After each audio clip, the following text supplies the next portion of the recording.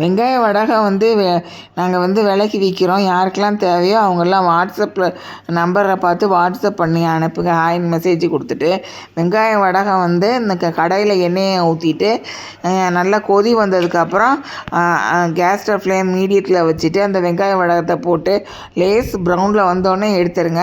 தயிர் சாதம், ரச சாதம், சாம்பார் சாதம் எல்லாத்துக்கும் வச்சு சாப்பிட்லாம். அது வந்து தயிர் சாதத்தோட சாப்பிடும்போது நல்லா டேஸ்ட்டாக இருக்கும். இதை மாதிரி வந்து சமைச்சு சாப்பிட்டுங்க. உங்கள் கமெண்ட்ஸ் அனுப்புங்க. நன்றி.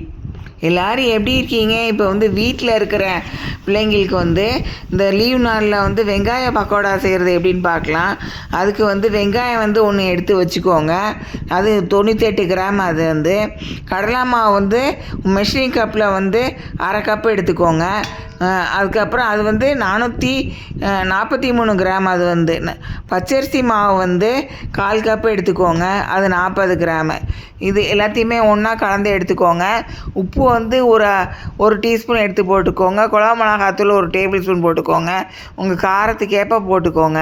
அதுக்கப்புறம் இந்த வெங்காயத்தை வந்து நல்லா உரிச்சிட்டு நல்லா வெட்டி எடுத்துக்கோங்க. வெட்டி எடுத்துகிட்டு அதுக்கப்புறம் அதில் போட்டுட்டு நல்லா அந்த மாவு கூட சேர்ந்து நல்லா பிசைஞ்சு விட்டுக்கோங்க.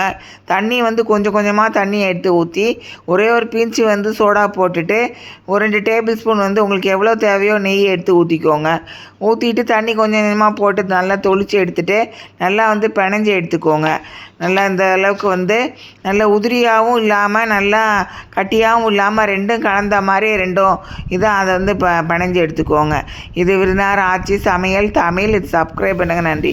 கடையில் எண்ணெய் ஊற்றிட்டு நல்லா எண்ணெய் கொதிச்சதுக்கப்புறம் கேஸ் ஸ்டவ்வில் மீடியத்தில் வச்சுட்டு அதுக்கப்புறம் அந்த மாவெல்லாம் அதில் போட்டு விடுங்க. நல்லா கையை வச்சு நல்லா லேசாக அப்படி இப்படிமா திருப்பி விட்டு போட்டு விட்ருங்க. அது நல்லா இந்த பக்கமும் அந்த பக்கமும் நல்லா திருப்பி வேக வச்சுட்டு ஃபஸ்ட்டு போட்டோடனே கரண்டியை போட்டுறாதீங்க. அது வந்து இதாயிரும். நன்றி.